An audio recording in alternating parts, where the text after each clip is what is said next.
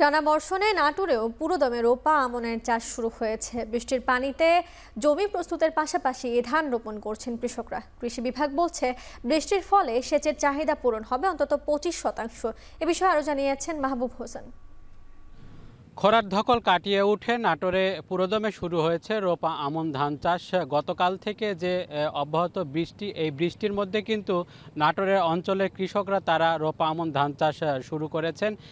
ইতোমধ্যে যারা জমি প্রস্তুত করা তারা কিন্তু জমি প্রস্তুত করছেন। কেউ হাল চাষ দিচ্ছেন, কেউ বা জমির আইল বাধাই করছেন, কেউ বা আবার ধান রোপণ করছেন। এমন ব্যস্ততার মধ্যে কিন্তু নাটোর অঞ্চলের কৃষকরা তারা এখন রোপা আমন ধান চাষ শুরু করেছেন। আমরা কৃষি বিভাগের সঙ্গে কথা বলেছি, তারা আমাদেরকে জানিয়েছেন যে এবছর নাটোরে ৭৫,১০০ হেক্টর জমিতে রোপা আমন ধান চাষ হবে এবং ইতিমধ্যে কিন্তু ৫,০০০ হেক্টর জমিতে রোপা আমন হয়েছে এবং এসব জমিতে কিন্তু উচ্চ ফলনশীল জাতের যেসব ধান রয়েছে, যেমন বিনা 7, ব্রি ধান ৭৫, ৯০, ৯২ এসব জাতের ধান কিন্তু রোপণ করছেন নাটোর অঞ্চলের কৃষকরা যেমনটি জানিয়েছেন যে যেহেতু রোপা আমন চাষে একটি বৃষ্টি নির্ভর, সেই বৃষ্টির কারণে কিন্তু তারা পুরোদমে রোপা আমন চাষ শুরু করেছেন এবং তাদের যে সম্পূরক সেচ, অর্থাৎ ১ বিঘা জমিতে যেখানে ২,০০০ থেকে ২৫০০ টাকা খরচ হয়,